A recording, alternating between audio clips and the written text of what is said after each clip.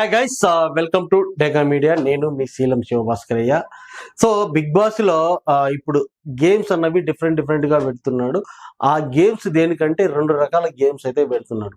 ఒకటి ఫుడ్ కోసం పెడుతున్నారు, రెండోది వచ్చేసి బయట నుంచి వైల్డ్ కార్డ్ ఎంట్రీలో 12 మెంబర్స్ వస్తున్నారని చెప్పేసి అనౌన్స్ చేసినారు. వాళ్ళను ఆపే ప్రోగ్రామ్ అయితే మీరు చేయాలి, గేమ్స్ ఆడేటటువంటిది ఏదో ట్విస్టులు ఉంటాయి, అది ఉంటుంది ఇది ఉంటుంది అని ఏదో పెట్టినాడు. కానీ అదెల్లా కూడా ఆ లోపల ఉన్న వాళ్ళతో గేమ్స్ ఆడించడానికి మాత్రమే. కానీ బయట స్క్రిప్ట్ మొత్తం చాలా డిఫరెంట్‌గా ఉంది. టోటల్ వచ్చేసి 6 members compulsory wild card entry ద్వారా వస్తారు. ఎందుకంటే ఎప్పుడు కూడా 18 members compulsory, 18-19 members Bigg Boss హౌస్‌లోకి రావాలి. ఈసారి వచ్చింది 14 మెంబర్సే. అందులోనూ ఫస్ట్ వీక్ కంపల్సరీ ఎలిమినేషన్ ఇవ్వకుండా వేవర్ ఇస్తారు. లేకుంటే ఏదన్నా పండగలు ఉన్నప్పుడు ఎలిమినేషన్ లేకుండా వేవర్ ఇస్తారు.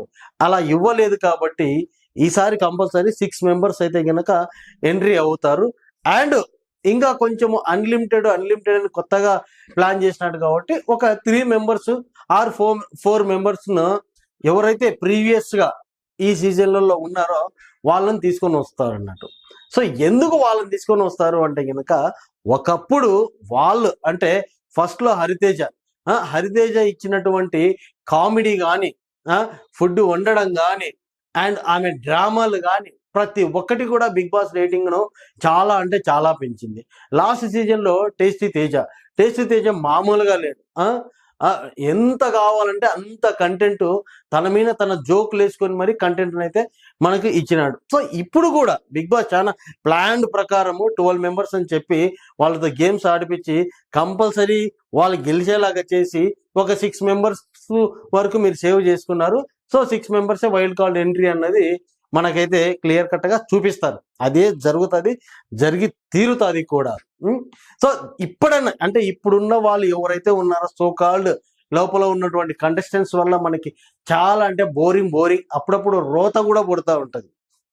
ఎందుకంటే ప్రతి ఒక్క దానికి అరుస్తూ ఉంటారు, ప్రతి ఒక్క దానికి తన్నుకుంటూ ఉంటారు, ప్రతి ఒక్క దానికి మన మణికంఠ మీద పడి ఏడుస్తూ ఉంటాడు. అఫ్కోర్స్ మణికంఠ యాక్టింగ్ అట్లనే ఉంది, మణికంఠ గేమ్ ప్లాన్ అది అయి ఉండొచ్చు, అది ఎవరికి అర్థం కావట్లేదు.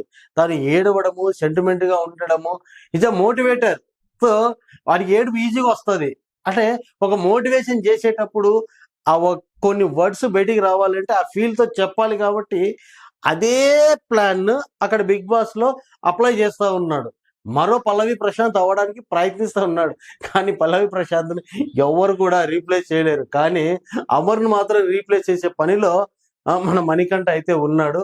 ఏది ఏమైనా బిగ్ బాస్ కి రేటింగ్ రావాలి. ఆ రేటింగ్ రావడంలో మణికంఠ ఫస్ట్ ప్లేస్ లో ఉన్నాడు. ఐదర్ పాజిటివ్ ఐదర్ నెగిటివ్ ఏది ఏమైనా కూడా. సో అటువంటి వాడిని ఫైనల్ వరకు మనం తీసుకొని వచ్చినా కూడా ఇబ్బంది ఏం లేదు. అంటే టాప్ 5 లో వాడిని పెడితే గనక మస్తు ఏడ్చి కాడ్చి ఏదైనా చేసి బిగ్ బాస్ రేటింగ్ అయితే పెంచేస్తారు. ఒకటి. రెండోది సిచ్యువేషన్లే ఏమిలే సౌండ్ అయితే చేస్తాడు. అండ్ మూడోది అప్పుడప్పుడు ఏడుస్తాడు. నాలుగోది కెమెరాలతో మాట్లాడతాడు. అన్నీ తనలోనే ఆల్ యాంగిల్లో ఉన్నటువంటిది అది. అండ్ ఇక్కడ పిచ్చోడు ఎవరైతే అంటే కనుక నిఖిల్ పిచ్చోడు అయిపోతాడు. అందరితో ఒక పాజిటివ్ రిలేషన్ పెట్టుకోవాలని అనుకుంటా ఉన్నాడు. చూడు, ఈయన పాజిటివ్ పెట్టుకుని ఈయన గేమ్ ఈయన ఆడుతూ ఉన్నాడు. కానీ అక్కడ ఉన్న వాళ్ళు ప్రతి ఒక్కరు కూడా దేశముదురులు. ఆ దేశముదురుల చేతిలో, అది కూడా లేడీ చేతిలో పిట్టపిల్లలాగా ఎగిరిపోతాడు అన్నట్టు. సో అది గైస్. సో అంటే చాప కింద నీరులాగా వచ్చేది ఎవరంటే గనక విష్ణుప్రియ వచ్చేస్తుంది. గొడవలు పెట్టుకోకుండా అన్ని చేసుకుంటా ఇప్పుడు ఏదో ఒక లవ్ డ్రామా అయితే చేస్తా ఉంది. పృథ్వీ అండ్ విష్ణుప్రియకి ఒక లవ్ డ్రామాను విష్ణుప్రియనే స్టార్ట్ చేసింది. అది ఎక్కువ రోజులు ఉండదు. ఈ నామినేషన్లో నెక్స్ట్ మండే రోజు నామినేషన్ అవుతాయి, ఫైటింగ్లు అవుతాయి, వేరే క్లాన్లకి అటు ఇటు మారుతారు, డించాక్ అయితే ఉంటది. సో గైస్ అది.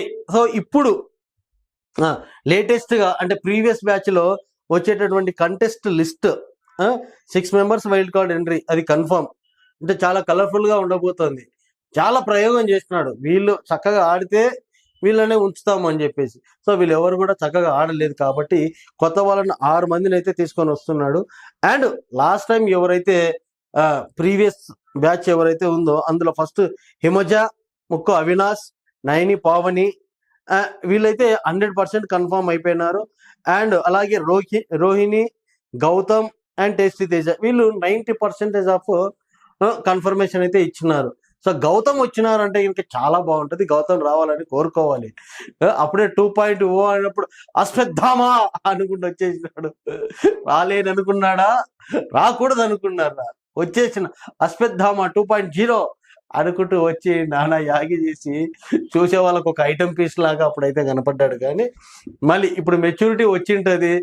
శుభశ్రీతో డాన్సులు గీన్సులు మంచిగా బాగానే వేస్తున్నాడు, ముద్దులు కూడా బాగానే పెట్టుకుంటా ఉన్నాడు. చూద్దాం గైస్, వాళ్ళు వచ్చిన తర్వాత లోపల ఎంతవరకు ఎంటర్టైన్మెంట్ నుంచి బిగ్ బాస్ రేటింగ్ పెంచి కొన్ని వేల యూట్యూబ్ ఛానల్స్కి ఎంత డబ్బులు సంపాదించి పెడతారో చూద్దాం.